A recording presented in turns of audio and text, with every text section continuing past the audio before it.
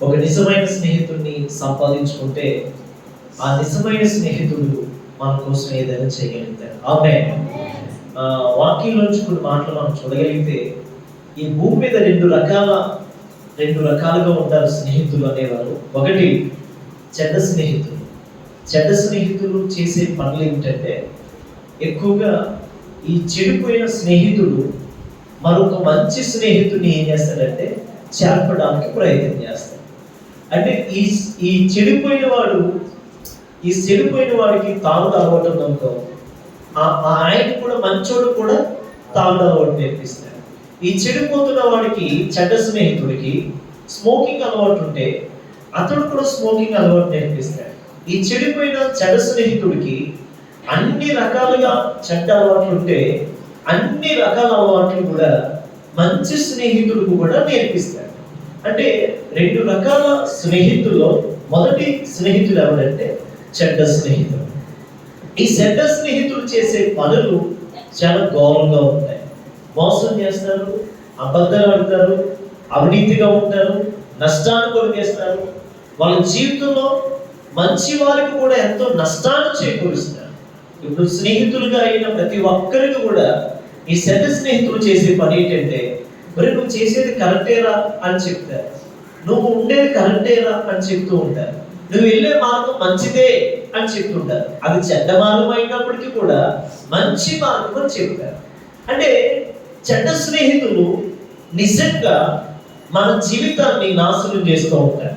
అంటే చెడు స్నేహాలు మన జీవితాన్ని పాడు చేస్తాయి. చెడు స్నేహాల ద్వారా ఎక్కువ మనకి లాభాల కంటే నష్టాలే ఎక్కువ కలుగుతాయి. అందుకనే చెడ్డ స్నేహాన్ని మనం ఎప్పుడైతే విడిచిపెడతామో అప్పుడే మనం గొప్పవారిగా మారగలుగుతాం. గట్టిగా స్తోత్రం చెప్పండి. మొదటి కీర్తన మొదటి వచనం చదివితే, మొదటి కీర్తనలో ఉన్న మొదటి భాగాన్ని మొదటి వచనాన్ని మనం చదివితే అక్కడ అంటాడు, దుష్టుల ఆలోచన చొప్పున నడవక పాపుల మార్గమున నిలవక అపహాస్యులు కూర్చున్న చోట కూర్చుండక. అక్కడ మూడు మాటలు మనకి కనిపిస్తూ ఉంటాయి. ఆలోచన చొప్పున నడవక. చెడ్డ స్నేహితులు ఆలోచన చొప్పున మనం నడవకూడదు. చెడ్డ స్నేహితులు కూర్చున్న చోట మనం కూర్చోకూడదు. చెడ్డ స్నేహితులు ఏదైతే చేస్తారో ఆ కార్యక్రమాలు మనం ఉండకూడదు. చూడండి, మన వాక్యాన్ని చదివితే లూకా సువార్త 15వ అధ్యాయంలో భక్తుడు లూకా చెప్తూ ఇలా అంటాడు. 11వ వచనం నుంచి ఒక చాప్టర్ మనం చదివితే, మరియు ఆయన ఇట్లనేను, ఒక మనుషునికి ఇద్దరు కుమారులు ఉన్నారు. వారిలో చిన్నవాడు తండ్రి ఆస్తిలో నాకు వచ్చు భాగం తన తండ్రిని అడగగా అతను వారికి తన ఆస్తిని పంచిపెట్టెను. కొన్ని దినములైన తరువాత ఆ చిన్న కుమారుడు సమస్తమును కూర్చుకొని దూరదేశములకు ప్రయాణమైపోయి అతను తన ఆస్తిని దుర్వ్యాపారం వలన పాడు చేసి అదంతయు ఖర్చు చేసిన తర్వాత ఆ దేశమందు గొప్ప కరువు రాగా వాడు ఇబ్బంది పడసాగి వెళ్ళి ఆ దేశస్తులో ఒక చెంత చేరును. అతను పందులను మేపుటకు తన పొలంలోనికి వారిని పంపెను. జాగ్రత్తగా చూడాలి వాక్యం. పందులు మేపడానికి తన పొలంలోకి అతన్ని పంపాడు. పందులు తిని పొట్టుతో తన కడుపు నింపుకొని ఆశపడను. అంటే ఈ తప్పిపోయిన కుమారుడు పందులు పొట్టు తిని తన కడుపు నింపుకోవాలని ఆశపడగా ఎవరిలో వారికి ఏమీ ఇవ్వలేదు. ఎవరు కూడా వానికి ఏమీ ఇవ్వలేదు. పందులు కూడా అతనికి ఏమీ ఇవ్వలేదు. అయితే బుద్ధి వచ్చినప్పుడు వాడు, నా తండ్రి యొక్క ఎంతో మంది కూలివాండ్రులు అన్నము సమృద్ధిగా ఉన్నది, నేనైతే ఆకలితో చచ్చిపోతున్నాను. చాలండి.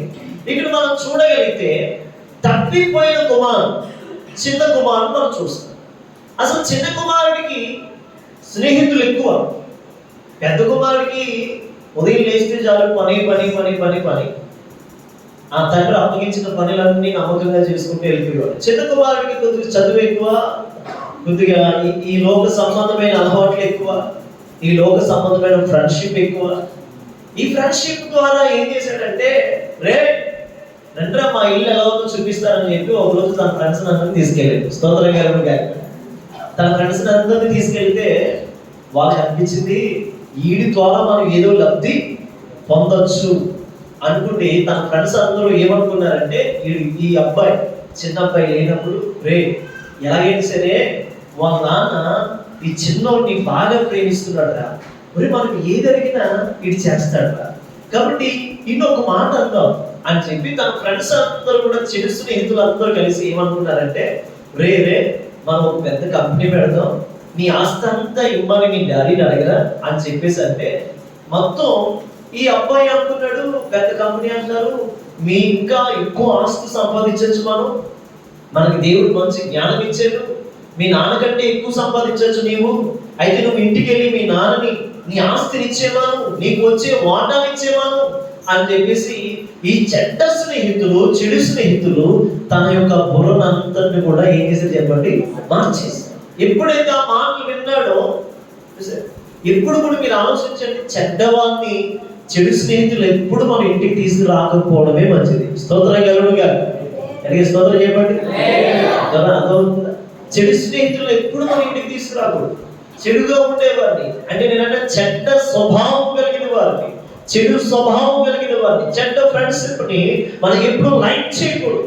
అందుకనే వీళ్ళు వారి యొక్క గృహానికి వెళ్ళిన తర్వాత వాళ్ళ ఇల్లు చూసిన తర్వాత పరిస్థితులు చూసిన తర్వాత ఏదైనా చేయగలడు వాళ్ళ తండ్రి, ఇతను ఎక్కువగా ప్రేమిస్తున్నాడు, మనం ఏది అడిగినా ఈ తెస్తాడు, ఈ అబ్బాయి అడిగింది ప్రతిదీ తండ్రి ఇస్తాడు అని అనుకోండి, వెంటనే వారు బుర్రలో ఆలోచన మార్చేశారు. తదుపరి తన తండ్రిని అడిగినట్లుగానే ఆ కుమారుడు అడిగినట్లుగానే ఆ కుమారుడికి తండ్రి తన వాటా అంతా కూడా ఇచ్చేశాడు. తన భాగం అంతా ఇచ్చేశాడు, తన స్వాస్థ్యం అంతా ఇచ్చేశాడు. ఆ స్వాస్థ్యాన్ని పట్టుకుని తన భాగాన్ని పట్టుకుని తన ధనాన్ని పట్టుకుని ఏం చేయడం మొదలు పెట్టాడంటే తన స్నేహితులు ఏం చెప్తే అది చేయడం మొదలు పెట్టాడు. రేపు అన్నారు, ఎల్లుండి అన్నారు, నెల అన్నారు, తర్వాత 6 నెలల తర్వాత అన్నారు, తీరా చూస్తే వచ్చినాయి అన్ని తెచ్చిందంతా రోజు రోజుకి తరిగిపోతా ఉంది. ఆఖరికి ఒక్కొక్కడు ఒక్కొక్క సాంగ్ చెప్పుకోండి, మా పెద్దమ్మ బాగాలేదని ఒకడు, మా పెద్దమ్మ బాగాలేదని ఒకడు, మరొకడు మా చెల్లికి బాగోలేదని ఒకడు, మా అక్కకి బాగోలేదని ఒకడు, మా అమ్మకి బాగోలేదని ఒకడు, మొత్తం అతనితో పాటు వచ్చిన స్నేహితులందరూ కూడా తన దగ్గర ఉన్నవన్నీ పట్టుకుని వెళ్ళిపోయారు. ఆఖరికి ఈ తప్పిపోయిన కుమారుడు ఒక్కడే వెళ్ళాడు. స్తోత్రగలుగా అల్లు చెప్తాం గట్టిగా. అంటే తప్పిపోయిన కుమారుడు యొక్క అసలు తప్పిపోయిన కుమారుడికి ఆ స్థితి రావడానికి కారణం ఎవరు? స్నేహితులు. చాలాసార్లు మనం కూడా అలా చేస్తుంటాం కదా, స్నేహితులు మాట వినేస్తాం, స్నేహితులు మాట వినేసి వ్యాపారం స్టార్ట్ చేస్తాం, స్నేహితులు మాట వినేసి డబ్బులు పెట్టేస్తాం, స్నేహితులు మాట వినేసి ఈ పబ్జి గేమ్లో లేకపోతే రకరకాలమైన మార్కెట్లో ఆ యాడ్లలో ఏం చేస్తామంటే మన ధనాన్ని ఖర్చు పెడతాం. 1 లక్ష రూపాయలు పెడితే 10 లక్షలు అవుతుందా అంటాడు. అంటే మనం ఏం చేస్తామంటే 9 లక్షలు మీరు ఇంటినే కదా చెప్పి సరదాగా పెట్టేసినట్టు పెడతాం, అప్పు చేసి పెడతాం. ఆ అప్పు కట్టాలి, డబ్బులు పోతే 1 లక్ష రావు, ఆఖరికి మనం జెండా తీసినట్టు పరిస్థితి అయిపోతూ ఉంటుంది. సరదాగా మనం ఫ్రెండ్స్కి 30,000 సాయం చేస్తే ఎంత వస్తుంది అనుకుంటాం, కానీ నష్టపోయేది ఎక్కువగా ఉంటుంది.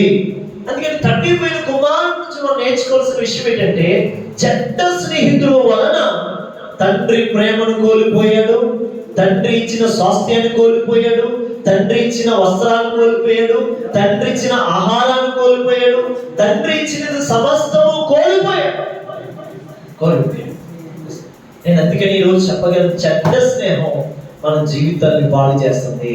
ఆమేన్.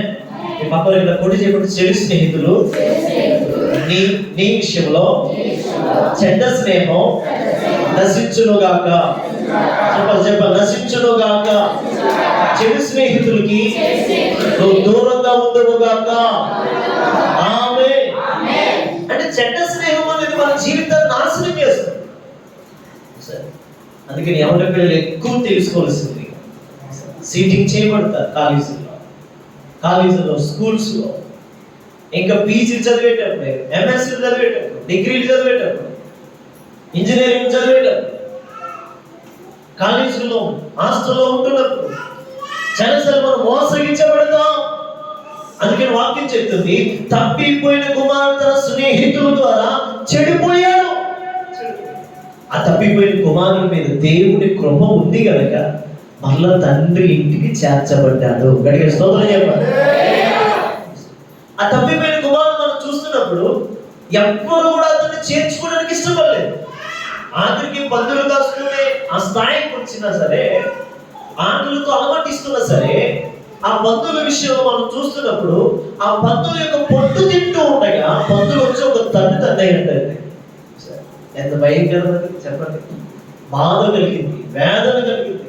అయ్యో, నా తండ్రి ఇంట అనేక మంది పనివాళ్ళు ఉంటారు కదా, ఒక కూలివాడిగా నేను చెప్తాను, ఒక కూలివాడిగా నేను బ్రతుకుతాను, నా తండ్రిని క్షమించమని అడుగుతానని చెప్పి తన మనస్సు మార్చుకుని, నేను చేసింది తప్పేనన్నా, ఇదిగో నేను చెడు స్నేహితుల వల్ల చెడిపోయాను, చెడు స్నేహాల వల్ల నా జీవితాన్ని పాడు చేసుకున్నాను, చెడు స్నేహాల వల్ల నా బ్రతుకు, నా ఈవెంట్ తగ్గింది, నా ఈవెంట్ నాకు తెలిసింది అని చెప్పి నేను బతుమాలుకుంటానని చెప్పి తండ్రి ఇంటికి దారి తీసాడు. గట్టిగా స్తోత్రం చెబుదాం. హల్లెలూయా. ఇది అర్థమవుతుందా? చెడు స్నేహితులు ఎప్పుడు మనం చెడు స్నేహానికి దూరంగా ఉండాలి, దూరంగా ఉండాలి. చెడు స్నేహానికి ఎప్పుడు మనం దూరంగా ఉండాలి. దేవునికి స్తోత్రం కలుగుగా. అందుకే వాక్యం చెప్పి ఒక మాట చదువుదాం. సామెతల గ్రంథకర్త అంటాడు 17:17 చదవండి. సామెతల గ్రంథకర్త 17:17.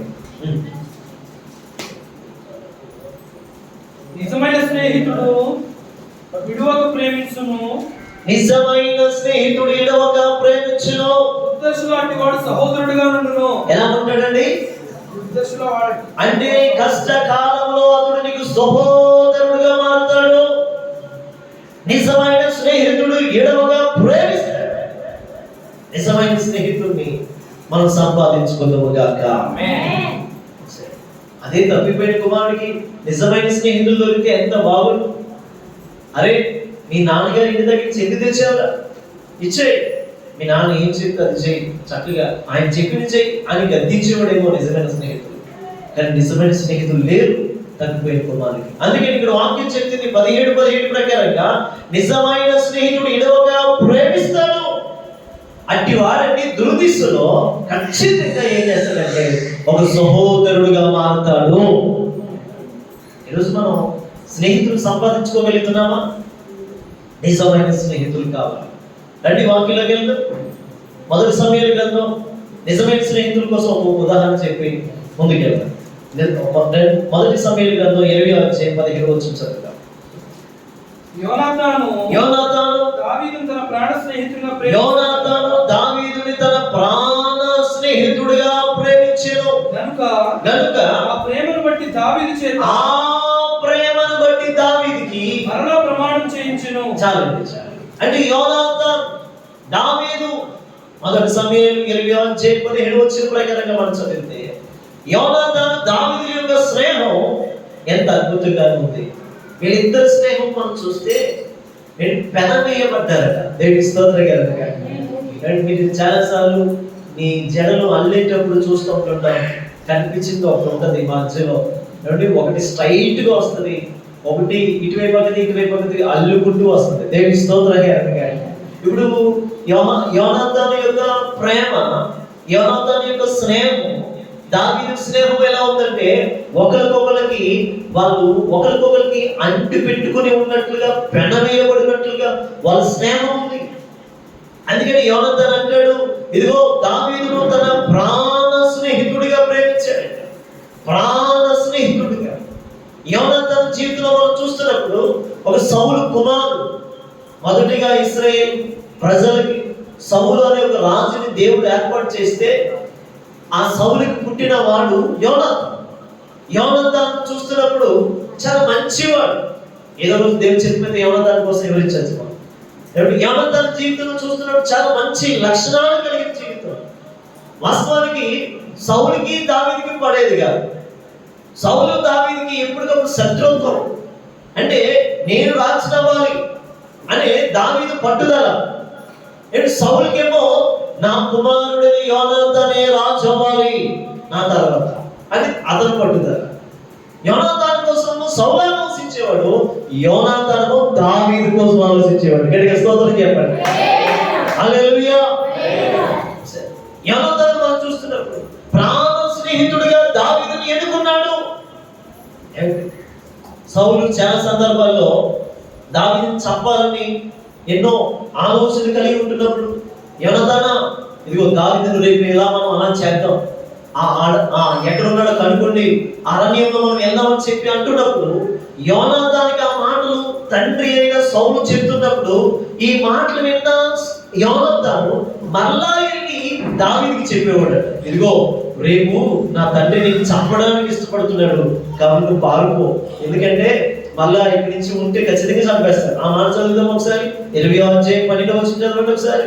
ఒక ప్రమాణం చేస్తాను, యోనాతాను ఇశ్రాయేలుకు దేవుడైన యెహోవా సాక్షిగా రేపైనను ఎల్లుండైనను ఈ వేళప్పుడు నా తండ్రిని శోధించును. చాలు.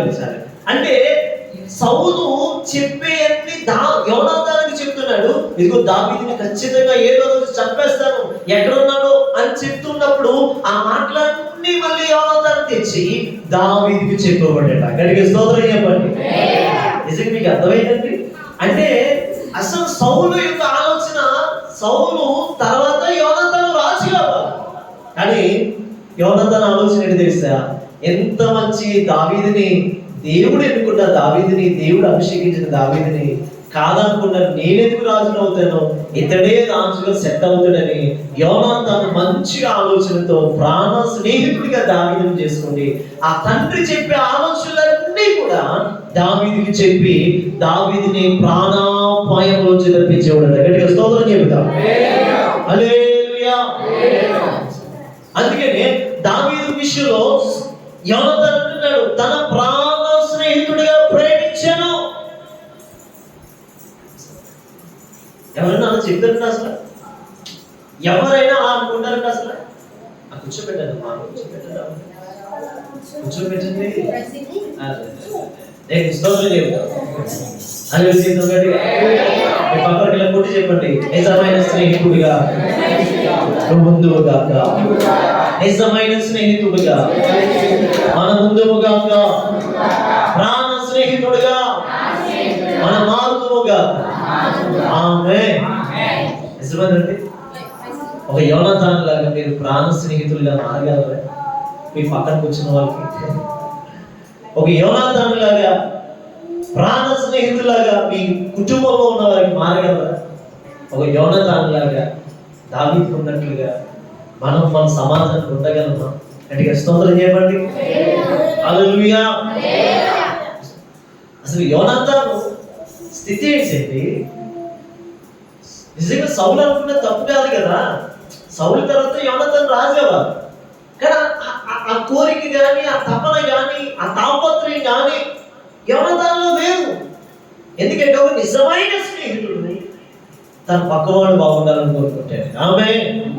నిజంగా యోనాతాను లక్ష్యం ఏంటంటే, నాకంటే దావీదే బాగుంటాను, నాకంటే దావీదే బాగుంటాను, ఆయన బాగుంటే నేను బాగుంటే, ఆయన జీవిస్తే నేను జీవించినట్టే, ఆయన బాగుంటే ఖచ్చితంగా నా కుటుంబం బాగుంటే. గట్టిగా స్తోత్రం చెబుదాం.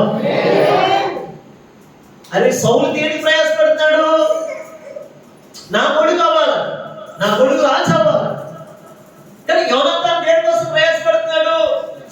నా ప్రాణ స్నేహితుడు నా స్థానంలో రాజు అవ్వాలి. గట్టిగా స్తోత్రం చెప్పండి.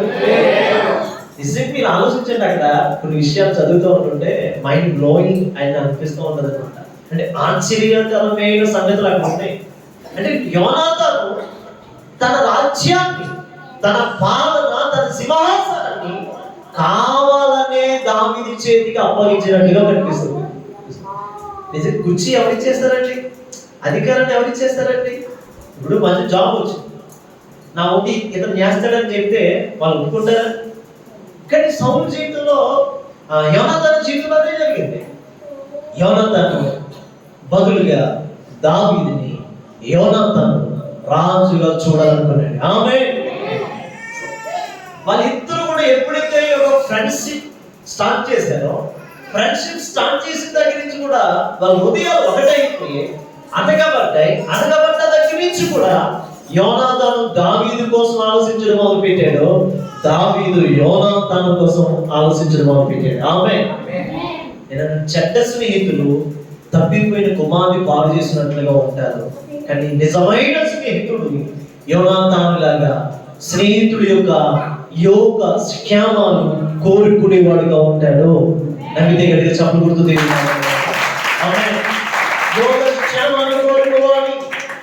నిజమైన స్నేహితుడు నువ్వు ఎలా ఉన్నావని పలకరిస్తాడు. నిజమైన స్నేహితుడు కష్టంలో సహోదరుడిగా మారుతాడు. నిజమైన స్నేహితుడు ఆపదలో నిన్ను ఆదుకునేవాడుగా మారుతాడు.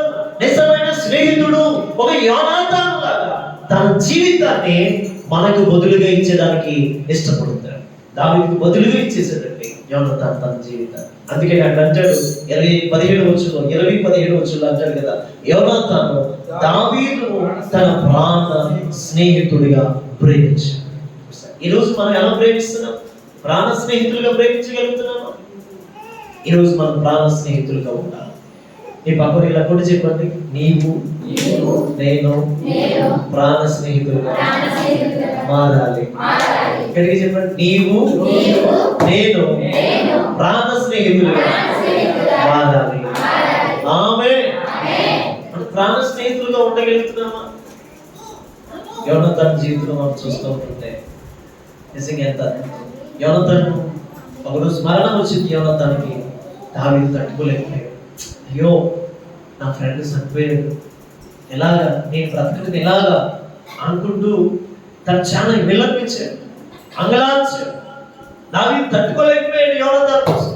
ఆ మరణం తన స్నేహితుడు మరణం చూడలేక వేదనతో ఉండిపోయాడు. అలాంటి వేదన దినాలు ఎన్నో దానికి జీవితంలో ఉన్నాయి. ఆఖరికి ఒక రోజు అంటాడు కదా, తనకి మళ్ళీ యోనాతాను గుర్తొచ్చి ఒక మాట చదువుతాడు. 2 సమయాల గ్రంథం 9వ అధ్యాయం 1వ వచనం నుంచి కొన్ని మాటలు మనం చదువుదామా? 2 సమయాలను బట్టి యోనాతాను బట్టి ఉపకారం చూపుటకు ఈ ఉపకారం నేను చేయడానికి సౌలు కుటుంబంలో ఎవడైనా కలడా అని దావీదును అడిగాను.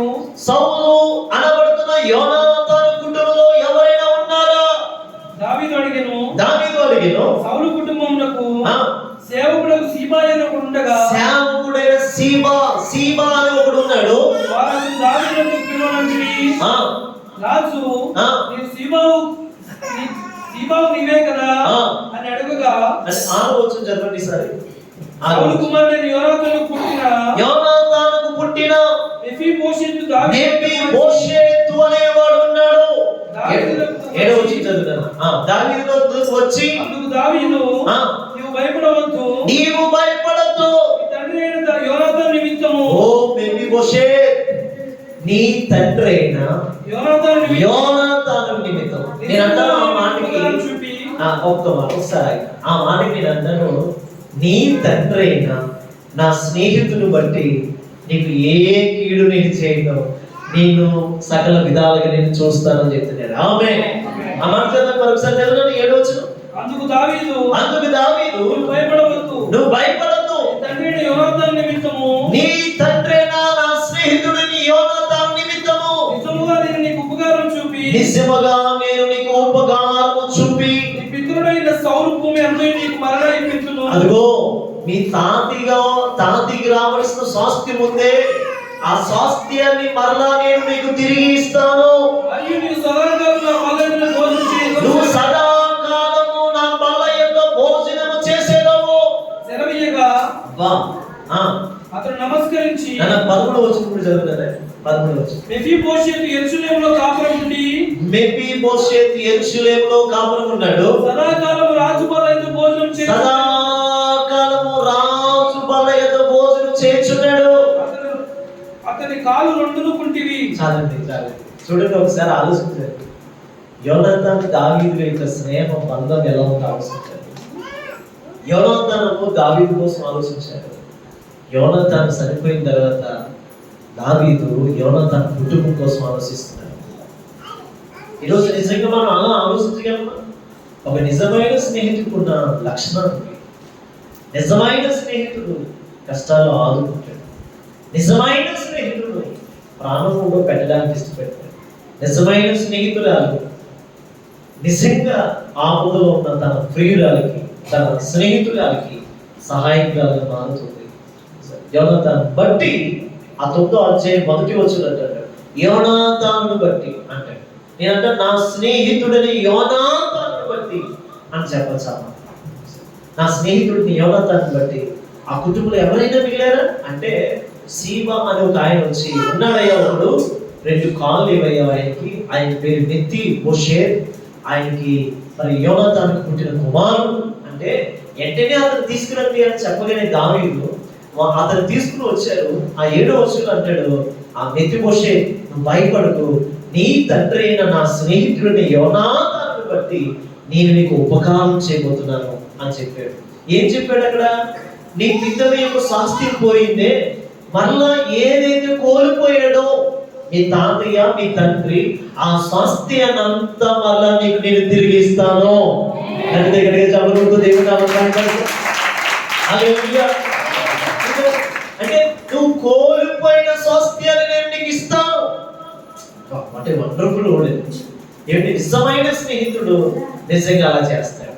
నిజమైన స్నేహితురాలు తనకున్న స్వాస్థ్యములో ఏదైతే తను ఇవ్వాలో ఫ్రెండ్కి ఆ స్వాస్థ్యాన్ని ఇవ్వగలిగిన శక్తిని దేవుడు వారికి ఇచ్చునుగాక. దావీదుకి ఎంతో ఆస్తి ఉంది. ఆ స్వాస్థ్యం సౌలు స్వాస్థ్యం ఏదైతే ఇవ్వాలో ఆ స్వాస్థ్యాన్ని మెఫీబోషెతుకి దేవుడు దావీదు ద్వారా ఇప్పించాడు.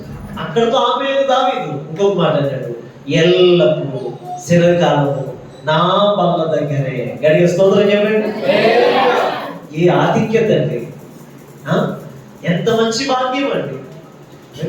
కష్టాల్లో ఉన్న యోనాతాను జీవితంలో మనం చూస్తే, యోనాతాను దావీదు జీవితంలో ఎన్నో కష్టాలు వచ్చినా వాళ్ళిద్దరూ కలిసి భోజనం చేయలేని సందర్భాలు కొన్ని ఉండొచ్చు, కానీ కొన్ని లేకపోవచ్చు. కానీ తన కుమారుడని మెఫీబోషెతుని బట్టి తన బల్ల యొద్దే కూర్చోబెట్టుకుంది, దావీదుకు ఎదురుగా కూర్చోబెట్టుకుంది. దావీదు ఏదైతే తింటున్నారో అదే భోజనాన్ని తన స్నేహితుడిని యోనాతాను కుమారుడికి పెట్టడం జరుగుతుంది. ఇక్కడికి స్తోత్రం చెబుదాం. వాటి వండర్ఫుల్ కదండి. మెఫీబోషెతుని రాజు అంటున్నాడు, నా బల్ల దగ్గరే నువ్వు ఎల్లప్పుడూ భోజనం చేయాలి. ఆ 11వ వచనం చదివితే ఎల్లప్పుడూ కూడా ఆ బల్ల దగ్గరే భోజనం చేసుకున్నట్టు మెఫీబోషెతు. ఎంత గొప్ప భాగ్యం. ఈరోజు నేను అంటాను, నిజమైన స్నేహం ఎలా ఉంటుంది? నిజమైన స్నేహం మన ఫ్రెండ్స్ కోల్పోయినా సరే వారి పిల్లలు మనం పట్టించుకునేటట్లుగా ఉంటుంది, వారి పిల్లలు చూసేటట్లుగా ఉంటుంది. దావీదు యోనాతాను స్నేహం ఒక నిజమైన స్నేహం. నిజమైన స్నేహం. ఈ నిజమైన స్నేహం ఈరోజు మీలోకి రావాలనేది ఈ మాట. దేవుని స్తోత్రంగా. నిజమైన స్నేహం మీరు చేయగలుగుతున్నారా? మీ పాప సంఘంలో ఉన్న వారితో నిజంగా మీరు స్నేహితురాలుగా ఉండగలుగుతున్నారా? మోసం చేసేటట్లుగా ఉండగలుగుతున్నారా? అందుకని వాక్యం చదువుతుంది, చదవండి. ఇంకా కొన్ని మాటలు చెప్పుకుని మనం ముగించుకుంటాం. 27 సామెతల గ్రంథకర్త 27:6 అంటాడు, నిజమైన స్నేహితుడు మేలును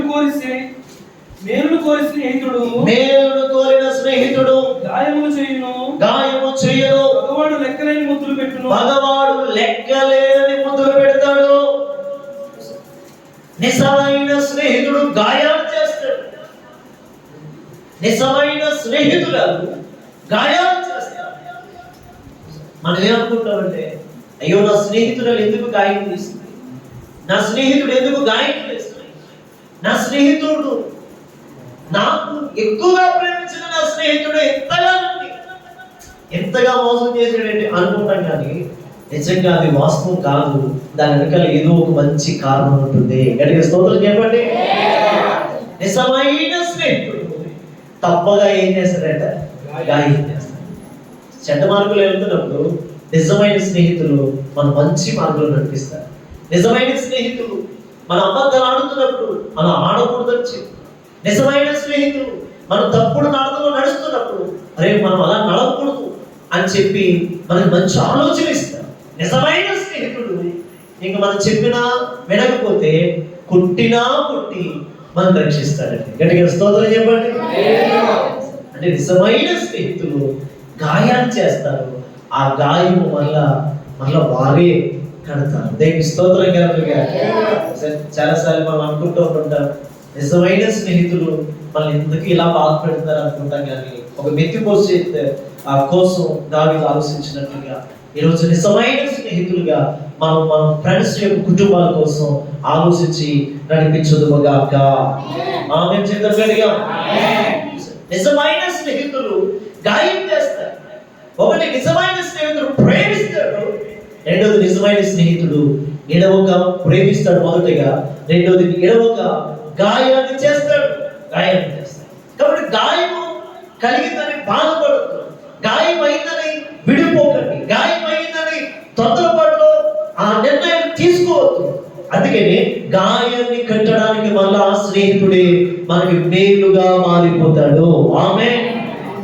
అందుకే నిజమైన స్నేహితుడిని మనం సంపాదించుకోవాలి. గాయం చేస్తారని వాళ్ళు ఎప్పుడు దూరం చేయరు.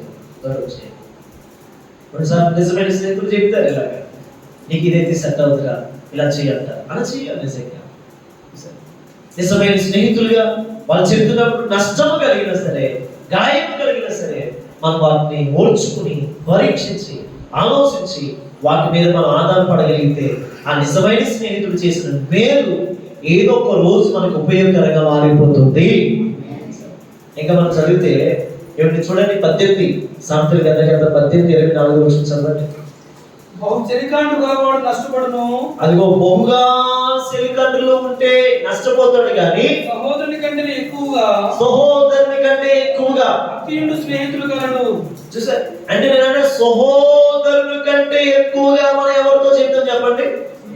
మీరు ఎప్పుడైనా చెప్పండి, ఏమిటి ఎక్కువ టాకింగ్ ఎవరితో జరుగుతుంది అంటే, ఒక స్త్రీలైనా పురుషులైనా ఎక్కువ ఎవరితో మాట్లాడతారు తెలుసా? తల్లిదండ్రులతో మాట్లాడడానికి ఇష్టపడరు, తమ్ముడితో మాట్లాడడానికి ఇష్టపడరు, అన్నయ్యతో మాట్లాడడానికి ఇష్టపడరు. ఏమంటే నేను చెప్పిన, లేకపోతే అసలు పిల్లలతో మాట్లాడడానికి ఇష్టపడరు. స్నేహితుడు, ఒక స్నేహితుడు ఉంటారు. ప్రతి మనిషికి ఒక స్నేహితుడు, ఒక స్నేహితురాలు ఉంటారు. అంటే ఎక్కువ వాళ్ళతో మాట్లాడడానికి ఇష్టపడతాం. చిన్నప్పుడు మేము స్కూల్లో చదివేటప్పుడు మేము చిన్న ఒక కుండి ఉండేది మా స్కూల్లో. ఆ స్కూల్లో ఆ కుండి మీద కూర్చుండి 7 గంటలకు వెళ్ళేవాళ్ళు. నైట్ సాయంత్రం 7 గంటలకు వెళ్తే 12 అయిపోయేది. ఏం మాట్లాడుతున్నాం? ఏమీ లేదు. స్తోత్రంగా ఆడ పాపం నేను చూసుకోవడం, నా పాపం ఆడు చూసుకోవడం, దోమలు కొడుతున్నాయి పక్కన, వెళ్ళిపోవచ్చు కదా ఇంటికి. ఎందుకు ఈ బాధ అంటే, ఏదో ఫ్రెండ్స్ అంటే మాట్లాడాలి, కూర్చోవాలి. ఆడు ఉంటేనే కానీ నేను ఉండలేవాడిని కాదు. హరిబాబు ఒక అబ్బాయి, ఒక ఫ్రెండ్ ఉండేవాడు, అప్పలరాజు అనే ఫ్రెండ్ ఉండేవాడు, చాలా మంది ఫ్రెండ్స్ ఉండేవారు. వాళ్ళతో పాటు ఉంటుంటే అలా ఉంటూ ఉండేది. వాస్తవానికి ఆ స్నేహం వేరు. నేను ఆ స్నేహంలో కొన్ని అరమరికలు ఉంటాయి, కానీ నిజమైన స్నేహితుడైన యేసయ్య స్నేహంలో మన జీవితంలో ఎటువంటి అరమరికలు ఉండవు. అని చెప్పండి గట్టిగా. ఇప్పుడు యోహాను సువార్త మాట్లాడు 15 యోహాను సువార్త 15 11 నుంచి 15 దాకా చదవండి ఎవరైనా గట్టిగా. 11 నుంచి 15 దాకా. తన స్నేహితుడి కొరకు ప్రాణం పెట్టి వాని కంటే ఎక్కువగా ప్రేమ గలవాడు ఎవరు కూడా లేరు. యోహాను సువార్త 15 11 నుంచి 15 వచ్చిన చదువు కంటిన్యూ. నేను మీకు ఆజ్ఞాపించిన వాటిని చేసిన యెడల నేను ఏదైతే మీకు చెప్తున్నానో అది మీరు పాటించగలిగితే మీరు నాకు నిజమైన స్నేహితులుగా మారబోతున్నారు. హల్లెలూయా. చెప్పండి. ఆయన అంటాడు 11వ వచనంలో, ప్రాణం పెట్టిన వాడి కంటే నిజమైన స్నేహితుడు. నిజం చెప్పండి, ఎంతమందిని మనం స్నేహితులుగా చేసుకున్నామే. నా జీవితంలో చెప్పలేనంత మంది స్నేహితులు. కలిసి వెళ్తే 100 మంది స్నేహితులు, కనిపించిన వాళ్ళందరూ స్నేహితులు, బస్సు ఎక్కితే స్నేహితులు, ఎక్కడికి వెళ్ళినా స్నేహితులే. ఎప్పటికీ స్టిల్ చాలా మంది స్నేహితులు ఉంటారు. స్తోత్రగా మీకు కూడా ఉంటారు. దేవుడి స్తోత్రగా ఎంతమంది స్నేహితుల్లో ప్రాణం పెట్టిన స్నేహితులు ఎవరు ఉన్నారు చెప్పండి? ప్రాణం పెట్టిన స్నేహితులు ఎవరు? స్నేహితులు చూస్తున్నప్పుడు డబ్బుల కోసం ప్రేమించే స్నేహితులు ఉంటారు, వస్త్రాల కోసం ప్రేమించే స్నేహితులు ఉంటారు, అవసరాల కోసం ఫోన్ చేసే స్నేహితులు ఉంటారు, ఎంతో మంది ఉంటారు. కానీ నేను నీ కోసం ప్రాణం పెడుతున్న స్నేహితులు ఒకరు కూడా ఉండరు, దొరకరు కూడా అలాంటి వారు. కానీ వాక్యం చెప్తుంది 15వ వచనం 13వ వచనం చదివితే, తన ప్రాణము కొరకు, తన స్నేహితుడు కొరకు తన ప్రాణము పెట్టి వాడి కంటే ఎక్కువైన ప్రేమ గలవాడు ఎవడు లేడు.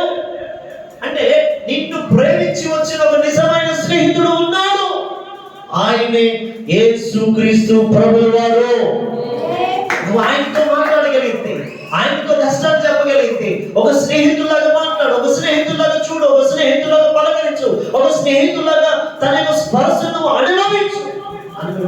నిజంగా ఆ స్నేహితుడి యొక్క లక్షణాలు మన జీవితంలోకి రావాలని ఆశిద్దాం. ఆ స్నేహితులకు మనం బ్రతకాలని ఆశిద్దాం. ఆ నిజమైన స్నేహితుడిని యేసు ఉన్నాడే, ఆ నిజమైన స్నేహితుడిని అంటారు యోనాతాను దావీదును మించిన స్నేహితుడేనా? యోనాతాను దావీదును మించిన స్నేహితుడు. ఈ నిజమైన స్నేహితుడిని యేసు మీ అక్కరతలు ఎరిగినవాడు, నీ అవసరతలు ఎరిగినవాడు, నీ కష్టాలను చూచేవాడు, నీ బాధను చూచేవాడు, నీ హృదయ వాంఛను చూచేవాడు. అందుకనే హృదయాన్ని ఎరిగిన వాడిగా మారిపోతాడు. నిజమైన స్నేహితుడిగా యేసును నీవు నేను చేసుకోగలిగితే మన హృదయంలో ఎంతో సంతోషము కుమ్మరించబడుతుంది. గట్టిగా స్తోత్రం చెప్పండి. హల్లెలూయా. ఒక నిజమైన స్నేహితుడిగా ఆయన ఉన్నాడు. ఈ భూమి మీద ఎంతో మంది స్నేహితులు మనకు ఉండొచ్చు, కానీ ఎవ్వరు మన కోసం ప్రాణం పెట్టలేదు. నేను చెప్పగలను, ఎవ్వరు మన కోసం ప్రాణం పెట్టలేదు. కానీ యేసు ప్రభువు అంటాడు, నేను నిజమైన స్నేహితుడిని, నేను నీ కోసం ప్రాణం పెట్టడానికి వచ్చాను. మనం ఇంకా పాపంగా ఉన్నప్పుడే, మనం ఇంకా శాపంగా ఉన్నప్పుడే, శాపంగా జీవిస్తున్నప్పుడే ఆయన మన కోసం రిత్తినగా చేసుకుంటే, ఆయన తన యొక్క స్థితిగతులని విడిచిపెట్టి, ఆయన సౌందర్యాన్ని విడిచిపెట్టి, ఆయన యొక్క ఔన్నత్యాన్ని విడిచిపెట్టి, ఆయన టెంటాస్ని విడిచిపెట్టి ఆయన ఈ భూమి మీదకి ఒక స్నేహితుడుగా వచ్చి నీ కోసం ప్రాణం పెట్టాడు. ఎంతగా ప్రేమించిన స్నేహితుడు ఎవరున్నారు భూమి మీద? అందుకే ఆ మాట్లాడతాడు 14 వచ్చిన, నేను మీకు ఆజ్ఞాపించిన వాటిని చేసిన ఎడలా, అంటే నేను నిజమైన స్నేహితుడిగా నేను ఉన్నాను. మీరు కనుక నా మాటలు ఆజ్ఞాపించి, నా మాటలు విని, నా ఆజ్ఞల ప్రకారంగా మీరు ఉండగలిగితే మీరు నాకు స్నేహితులై ఉందురు. ఆమేన్. అంటే నిజంగా ఆయన మన స్నేహితులు అవ్వాలంటే ఏ కండిషన్స్ లేవు, ఆయన చెప్పింది చేస్తే చాలు. స్తోత్రం కనుక మీ పక్కకి ఇలా కొట్టి చెప్పండి, ఆయనకి మన స్నేహితులు అవ్వాలంటే ఆయన చెప్పింది చేస్తే చాలు. ఆయన స్నేహితులుగా మనం మారిపోతాం. ఆమేన్. అంటే మనం ఆయన చెప్పింది చేస్తే చాలు, ఇంకేముంటుంది. ఆయన చెప్పింది చేస్తే ఒక నిజమైన స్నేహితులుగా మనం మారిపోదుముగాక. నిజమైన స్నేహితులుగా మారిపోతాం. అందుకని యేసు అంటాడు, నేను మీకోసం ప్రాణం పెట్టడానికి వచ్చిన స్నేహితుడు, మీరు నాకు స్నేహితులుగా ఉండగలరా అని అడుగుతున్నారు. ఇంకా మనం చదివితే ఆయన అంటాడు 15వ వచనం, దాసుడు తన యజమానుని చేయి దాన్ని ఎరుగుడు గనుక ఇక మిమ్మల్ని దాసులని పిలవక. ఆ మాట వండర్ఫుల్ అండి. ఆ మాట మీ లైన్ క్లియర్ చేసుకోండి. చూడండి ఆ లైన్, ఒకవేళ మీరు ఆ మాట మీరు రాసుకోవచ్చు. ఏమంటాడు? మిమ్మల్ని నేను దాసులని పిలవడానికి రాలేదు, మిమ్మల్ని నేను దాసులుగా ఉంచడానికి రాలేదు, మిమ్మల్ని నేను దాసులుగా చూడడానికి రాలేదు, మీరు నాకు స్నేహితులుగా ఉండాలని నేను వచ్చాను. మీరు నాకు స్నేహితులు. ఏమంటారు ఇక్కడ మాట చదవండి, పిలవక, దాసులని పిలవక స్నేహితులని పిలుచుచున్నాను. అంటే వండర్ఫుల్, ఎంత అద్భుతమైన మాట. ఆయన మిమ్మల్ని దాసులని పిలవడట. దాసుడు అంటే పనివాడు. రే పనివాడా అని పిలవట, ఏ నా స్నేహితుడా అని పిలుస్తాడట. దేవునికి స్తోత్రం గారు. దాసుడు అని పిలవడట. ఆయన దాసుడిగా మనం చూడట్లేదు, ఆయన దాసుడుగా మనం చూడట్లేదు, ఆయన స్నేహితుడిగా యేసు మనం చూస్తున్నాడు. అందుకనే ఒక నిజమైన స్నేహితుడు మనకు ఉన్నాడని గుర్తి పెట్టుకునేప్పుడు ఆ స్నేహాలు ఎక్కువ చేయకండి. ఈ లోకంలో చెడ్డ స్నేహాలకు తోడుగా ఉండండి. మంచి స్నేహితులన్నీ, మీరు మంచి స్నేహితులు భూమి మీద కొదువైపోయారు. ఈరోజు నేను చెప్పాలంటే మంచి స్నేహితుడు కూడా లేదు. అది కూడా వాక్యానుసారంగా ఉంటున్న స్నేహితులను మీరు వెన్నుకుందరు కాక. వాక్యానుసారంగా ఉన్న స్నేహితులు ఎన్నుకోండి. అటు ఇటు తిరిగే వారిని, ఈ లోక సంబంధమైన ఆశలో ఉన్న వారిని, ఈ లోక సంబంధాల కోసం ఆలోచించే వారిని కాదు, వాక్యానుసారంగా ఉన్న నిజమైన స్నేహితుల కోసం మీరు ప్రయాసపడుదురు గాక. నిజమైన స్నేహితుడు స్నేహితుని యేసు మనకు దొరుకును గాక. ఆమేన్. ఆ మాటలో 13, 14, 15 వచ్చును. మీరు నాకు స్నేహితులుగా ఉండాలని నేను వచ్చాను. మిమ్మల్ని దాసులను పిలవడానికి రాలేదు, నేను స్నేహితులుగా చూడాలని నేను వచ్చాను. కాబట్టి నిజమైన స్నేహితులుగా మనం ఉందామా యేసుకి? ఆయన మన కోసం వచ్చాడు, కానీ మనం తప్పించుకుంటున్నాం. ఆయన మన కోసం వస్తే ఆయన స్నేహం మనతో చేయడానికి వచ్చాడు, మనమేమో లోపంలో ఉన్న వారితో స్నేహం చేస్తాం. ఎంత బాధ అండి, ఆయనకి ఎంత దుఃఖం కలుగుతుంది చెప్పండి. ఇప్పుడు దేవుడేమో నా కోసం వచ్చాడు, నేనేమో అందరితో లోకంలో ఉన్న వారందరితో చేస్తాను స్నేహం. కానీ ఆయన పక్కన పెట్టేసాను, అసలైన నిజమైన స్నేహితుడు పక్కన పెట్టేసి ఈ లోకంలో ఉన్న వారితో స్నేహం చేస్తుంటుంటే ఆయన పైన ఎంతో దుఃఖిస్తున్నాడు, వేదన పడుతున్నాడు. నా వైపు చూస్తాడేమో, నా తట్టు తిరుగుతాడేమో, నా మాట వింటాడేమో, ఒక రోజైనా నా వైపు చూస్తాడేమో, యేసయ్య నిజమైన స్నేహితుడని పిలుస్తాడేమో అని చెప్పేసి ఆయన మన వైపు చూస్తుంటే మనమేమో లోపల ఉన్న వారు స్నేహాల కోసం తిరుగుతున్నాం. ఈరోజు నువ్వు నాకు బెస్ట్ ఫ్రెండ్గా ఉంటావా అంటాం. ఈరోజు కాలేజ్కి వెళ్తే కదా బెస్ట్ ఫ్రెండ్ కావాలి, స్కూల్కి వెళ్తే కదా బెస్ట్ ఫ్రెండ్ కావాలి. అందరితో చెప్తాం మా బెస్ట్ ఫ్రెండ్, మా బెస్ట్ ఫ్రెండ్. స్తోత్రం కలుగుగా. ఈ లోకంలో ఉన్న వాళ్ళందరినీ మనం స్నేహితులుగా చేసుకుంటాం, కానీ నిజంగా నీ కోసం ప్రాణం పెట్టిన యేసుని స్నేహితులుగా చేసుకుంటే నువ్వు ఎన్నడూ ఆ స్నేహం ద్వారా నీకు నష్టము కలగదు, మోసం జరగదు, అన్యాయం జరగదు, అవినీతి ఎన్నడూ ఆ స్నేహంలో కనపడదు. ఆ స్నేహము ఒక విధంగా చెప్పాలంటే నిన్ను ఉన్నతమైన స్థాయికి తీసుకెళ్తుంది. నమ్మితే కనుక ఆ స్నేహం ఏసే స్నేహం కోసం మనం ప్రయాసపడాలి. యేసయ్య నువ్వు నాకు స్నేహితుడిగా ఉండాలి, అయినా నీ స్నేహం నాకు కావాలి, నీ తాపత్రయం నాకు కావాలి.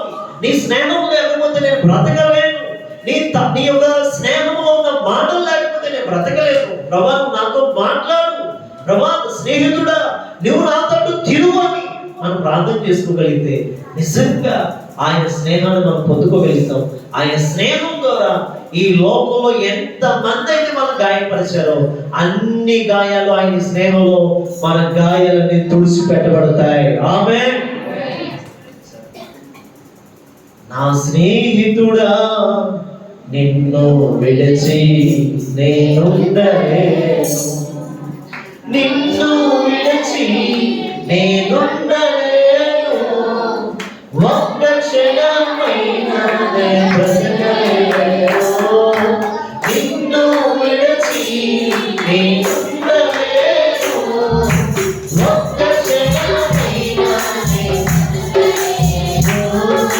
నీవు లేకపోతే క్షణమైన కూడా, నీవు లేకపోతే క్షణమైన కూడా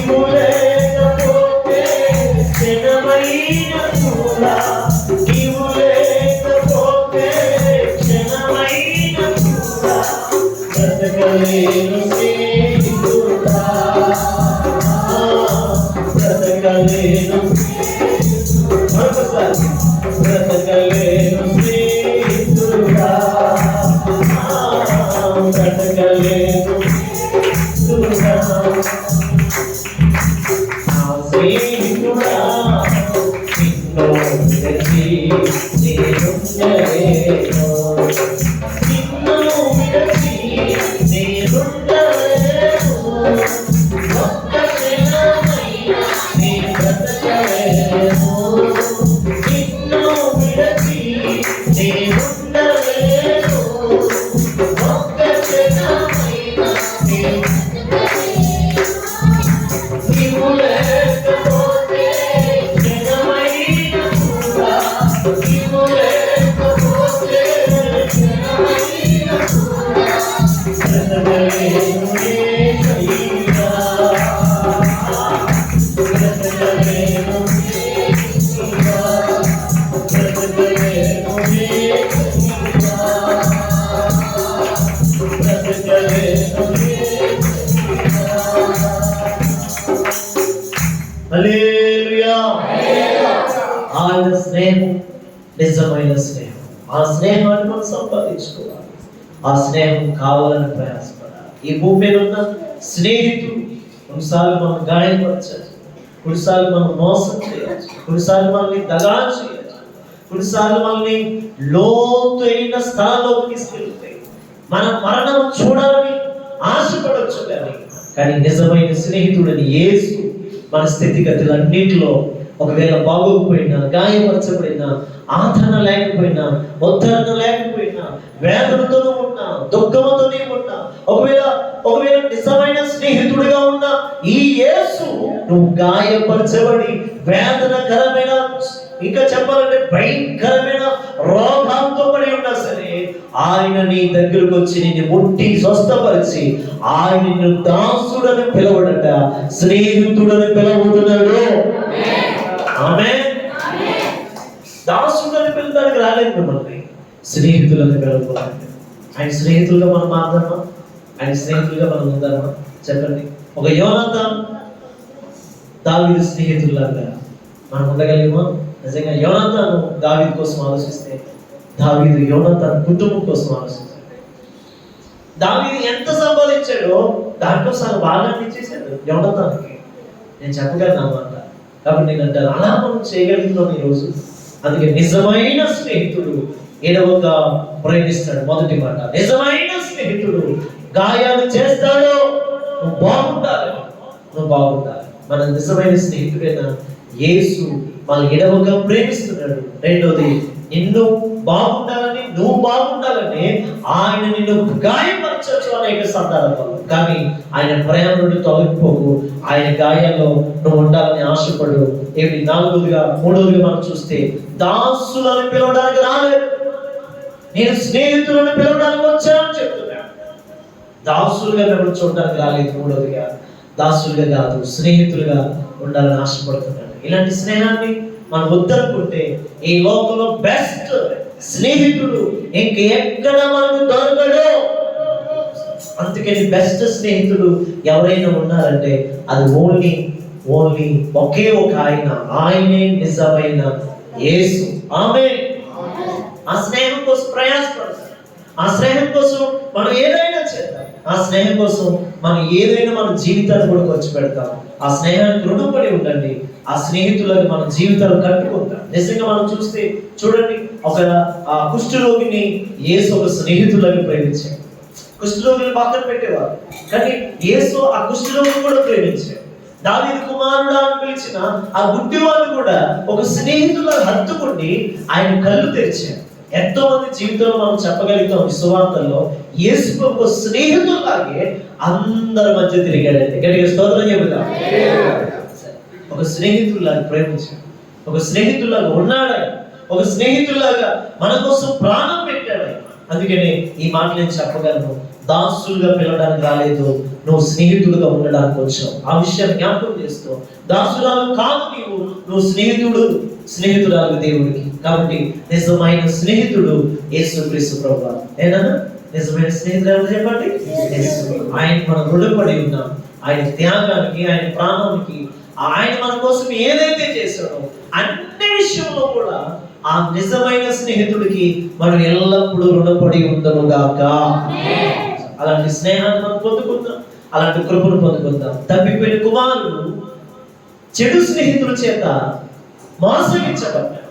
కానీ యోనాతాను, దావీదులు వారి వారి స్నేహం నిజమైన స్నేహంగా ఉంది. యేసు ప్రభు స్నేహం నిజమైన స్నేహంగా ఉంది. ఈ స్నేహాన్ని మనం జ్ఞాపకం చేసుకుంటూ ఈ రోజు మనం ఎవరితో స్నేహం చేయాలో, ఎవరితో స్నేహం చేయకూడదో అది కూడా వాక్యానుసారంగా ఉన్న వారితోనే చెయ్యాలి అని వాక్యం తెలియజేస్తుంది. అలాంటి స్నేహాన్ని మనం ఎంచుకుందాం, స్నేహాన్ని మనం కాపాడుకుందాం. నిజమైన స్నేహితుడు యేసు. ఆయన స్నేహాన్ని మనం కాపాడుతూ మన జీవితాన్ని ముగించుకుందాం. దేవుడి మాటలు దీవించుగాక. తను వచ్చి ప్రార్థన చేసుకుందాం. Thank you Jesus. Hallelujah, hallelujah, hallelujah, hallelujah. ఒక నిజమైన స్నేహితుడిగా ఉండగలవా? నేను చెప్పింది కొద్ది నిమిషాలు కానీ ఆ మాటలు మన హృదయంలో ఫలించాలని ప్రార్థన చేసుకుంటాం. అయ్యా, నేను నిజమైన స్నేహితుడిగా మారుతాను. ఒక నిజమైన స్నేహితుడిగా నేను